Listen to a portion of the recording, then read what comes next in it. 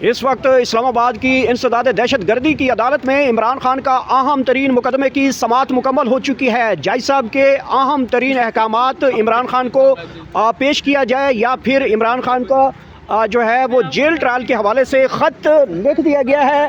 اہم ترین پیش رفت یہ بڑی ڈیولپمنٹ ہے، عمران خان کی پیشی کے حوالے سے اہم ترین خط جو ہے وہ لکھا گیا ہے۔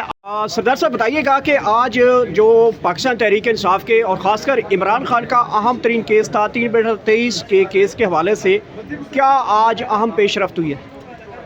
گور صاحب، سب سے پہلے تو عمران خان صاحب کی کیس آج کافی سارے کیسز زیر سماعت تھے۔ ایک 3/23 تھا، ایک 128/23 تھا، اس کے بعد 243/23۔ یہ جو تینوں مقدمات ہیں یہ 2023 میں درج کیے گئے تھے، جس وقت عمران خان صاحب یہاں پر پیش ہوتے تھے اور اس کے بعد جس وقت اریسٹ ہوئے تھے اس وقت تک ان پہ چلان سبمٹ ہو چکے تھے۔ تو چونکہ ان کی بیل کنفرم ہو چکی ہیں اور جہاں پر خان صاحب کی بیل کنفرم ہوں گی، چلان سبمٹ ہوگا، تو ان کے ساتھ جو کو ایکیوز ہوں گے ان کو ساتھ میں علیحدہ ٹرائل نہیں کیا جا سکتا۔ اور خان صاحب کی چونکہ عدم پیشی کی وجہ سے گزشتہ 2 سال سے یہ کیس ارتفاع کا شکار ہیں اور ان کیسز میں ٹرائل نہیں ہو رہے ہیں۔ لیکن ان کے ساتھ جو دیگر ملزمان ہیں وہ اسلام آباد کے لوکل نہیں ہیں، پنڈی کے نہیں ہیں، وہ زیادہ تر لوگ آپ کے KPK سے ہیں اور دور دراز علاقوں سے آتے ہیں اور وہاں سے آ کے یہ صرف حاضری سیکیور کر کے اس کے بعد واپس چلے جاتے ہیں۔ اور فوجداری قانون کا اصول یہ ہے کہ اگر ایک تاریخ پہ آپ پیش نہیں ہوں گے تو اس کے وارنٹ گرفتاری جاری ہو جاتے ہیں۔ لوگ کافی پریشان ہیں۔ آج بھی مجھے کافی سارے لوگ ایسے ملے جو سوات سے آئے ہیں صرف اس وجہ سے کہ چونکہ پچھلی تاریخ میں وہ آ نہیں سکیں، جس کی وجہ سے ان کے وارنٹ گرفتاری جاری ہو گئے۔ اور ایک اور بڑا المیہ یہ ہے ان کیسز میں کہ آپ سمپل اپلیکیشن پہ ہماری جو اپیرنس ہے وہ اس کو ڈسپینس نہیں کیا جاتا۔ اگر اس کے لیے لازم ہے کہ آپ کے پاس میڈیکل ہونا چاہیے یا کوئی ایسا کوجنٹ ریزن ہونا چاہیے جس کی وجہ سے وہ اپلیکیشن الاؤڈ ہوتی ہے۔ اسی لیے ہم بہت سارے لوگوں کی اپلیکیشن نہیں دے پاتے ہیں، اس لیے کہ ہمارے پاس ان کا میڈیکل نہیں ہوتا، کوئی چیز نہیں ہوتی، سمپل اپلیکیشن الاؤڈ نہیں ہوتی ہے۔ اور اس کی وجہ سے اب یہ جتنے بھی لوگ، جیسے میں نے سوات کے بندے کا ذکر کیا، بہت سارے KPK دیر کے لوگ ہیں، یہ ہمارے ساتھ کھڑے ہیں، تو ان کی مالاکنڈ سے ہیں، تو وہ صرف اور صرف اس حاضری کے لیے آتے ہیں اور اس کے بعد چلے جاتے ہیں اور یہ 20 یا 25 دن کی تاریخ ہوتی ہے اور پھر نیکسٹ تاریخ پہ آ جاتے ہیں۔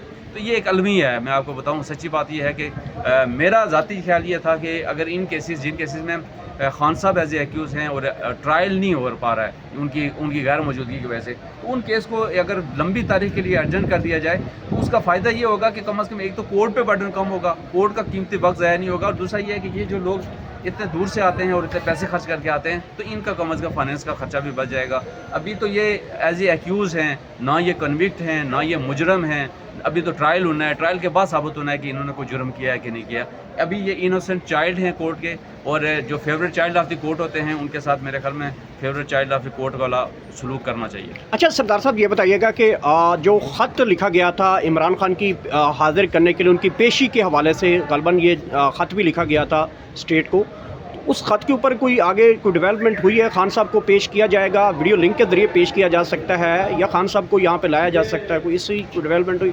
دیکھیں، اسلام آباد کی حد تک تو مجھے کوئی آثار نہیں لگ رہے ہیں۔ اس کی وجہ یہ ہے کہ یہ خط جس کا ذکر کر رہے ہیں آپ، یہ خط تقریباً گزشتہ 1.5 سال سے لکھا جا رہا ہے اور یہ متواتر لکھا جاتا ہے، اور جو ڈیٹ آف ہیئرنگ ہوتی ہے، جیسے آج ہمارے 3 کیسز تھے، ان کیسز میں آگے کارروائی نہیں بڑھ سکتی جب تک جیسا اس آرڈر کو رپیٹ نہ کریں، کیونکہ وہ ریپیٹیشن یہ ہوتی ہے جی کہ آپ اس لیٹر منسٹری آف لا کو لیٹر لکھتے ہیں کہ آپ اس کا یا تو اس کا جیل ٹرائل کریں یا خان صاحب کو یہاں پیش کریں تاکہ ہم اس کیس کو فردر پروسیڈ کر سکیں۔ آج تک اس کی نہ تو کوئی سیٹسفیکٹری رپورٹ ساتھ داخل ہوتی ہے، نہ میرے خیال میں کورٹ زیادہ زور دیتی ہے کہ آپ ان کو پیش کریں۔ اس کی وجہ یہ ہے کہ خان صاحب چونکہ ایک بڑی سیاسی جماعت کے سربراہ ہیں، ان کو یہاں پر پیش کرنا سیاسی طور پر بڑا نقصان دہ ہوگا اس حکومت وقت کے لیے، جس کی وجہ سے یہ اجتناب کر رہا ہے۔ اچھا سر، گزشتہ دن حکومتی رہنماؤں سے ہمیں خبریں ملیں کہ عمران خان صاحب کو کسی بھی ٹائم جو ہے وہ اڈیالہ سے ڈسٹرکٹ جیل اسلام آباد میں جو ہے وہ منتقل کیا جا سکتا ہے۔ معاملے کو ڈیفینڈ کیا اور پریزنٹ کیا اس پورے معاملے کو، اور یہاں تک میرے خیال میں اگر پولیس یہاں تک اسلام آباد بار میں آ کے انہوں نے معذرت کی ہے تو وہ غلط نہیں ہوگا۔ تو میں ونس اگین ایڈم کو بھی اس معاملے میں یہاں تک پولیس کو لانے میں معافی منگوانے میں اپریشیٹ کرتا ہوں، اور ساتھ ساتھ ایک چھوٹی سی ریکویسٹ یہ بھی کروں گا کہ اس وقوع میں ہم بھی وہاں تھانے میں موجود تھے، تو وہاں کے پریزیڈنٹ اور باقی جو کیبنٹ ہے मस्तूरी साहब यहाँ पे मौजूद नहीं है, लेकिन मस्तूरी साहब ने वहाँ लोगों को कॉल करके बुलाया कि इस तरह मामला हो गया है, वहाँ आप पहुँचे। इवन के मस्तूरी साहब ने मेरे एसोसिएट्स को भी कॉल की कि आप वहाँ पर पहुँचें। मस्तूरी साहब ने भी अपना रोल अदा किया है। इसके अलावा प्रेसिडेंट का मैं खुद विटनेस हूँ।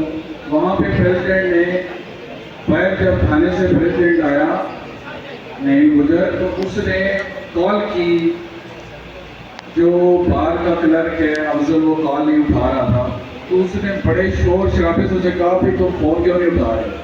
वो जुमले मैं नहीं कह सकता हूँ, लेकिन उसी टाइम उन्होंने कहा जी कि आप इसी टाइम नोटिस जारी करो और मुजम्मती नोटिस साथ साथ जो है वो जो परसों का कल का नोटिस था। तो खैर ये सारी चीज़ें जो है वो एक इंसान की जो बेसिक नेसेसिटीज़ हैं उसके लिए हैं, तो लिहाजा हम सारे मामलात में इंडोर्स करते हैं और इंशाल्लाह साथ करें। Thank you very much. अपने अगले मुकर्रीन के आने से पहले तमाम आने वाले मुकर्रीन की तरफ से अब्दुल हमीद भुट्टो साहब आपको खराज तहसीन पेश करता हूँ।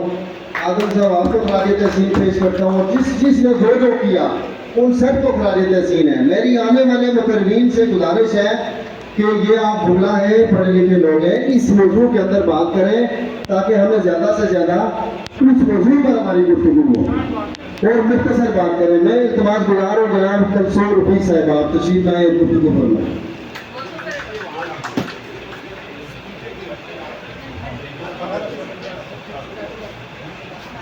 बिस्मिल्लाहिर्रहमानिर्रहीम।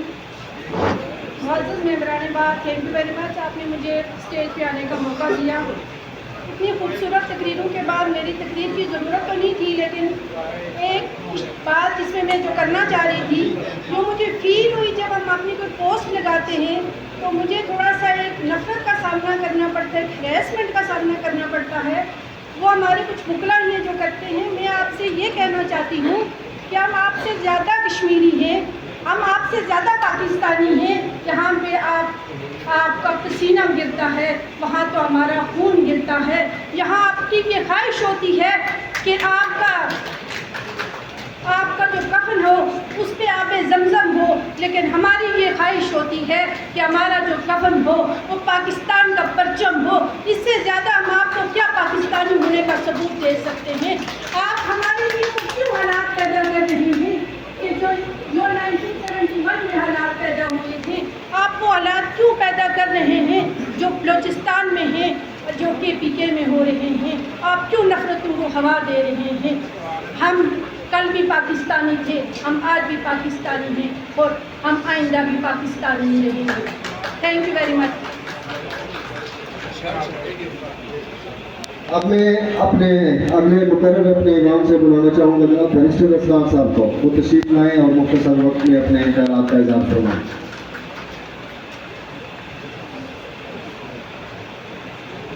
औज़ुबिल्लाहि मिनश्शैतानिर्रजीम। बिस्मिल्लाहिर्रहमानिर्रहीम।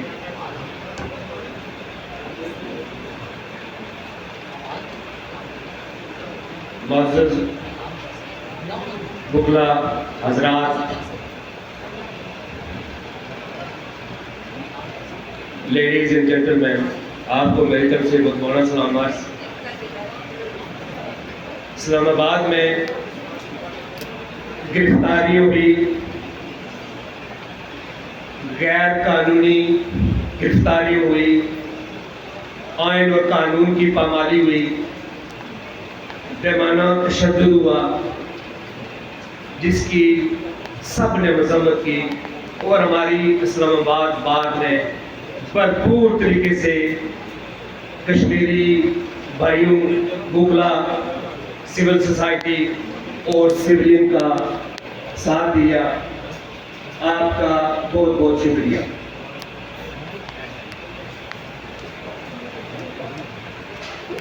मेरे भाइयों, ये जो हमारी सिविक मूवमेंट थी, जो बुनियादी हकूक़ की तहरीक थी, इस तहरीक में हमारे लोगों ने लौ दिया। शहादतें हुई, हमारे सिक्योरिटी फोर्सेस शहीद हुए।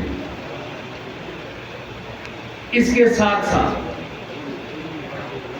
सिंस 1947 से लेकर आज तक हमारे फोर्स पे हमारी पाक अफवाज के नौजवान कंटिन्यूसली शहादतें दे रहे हैं। आज इस प्लेटफॉर्म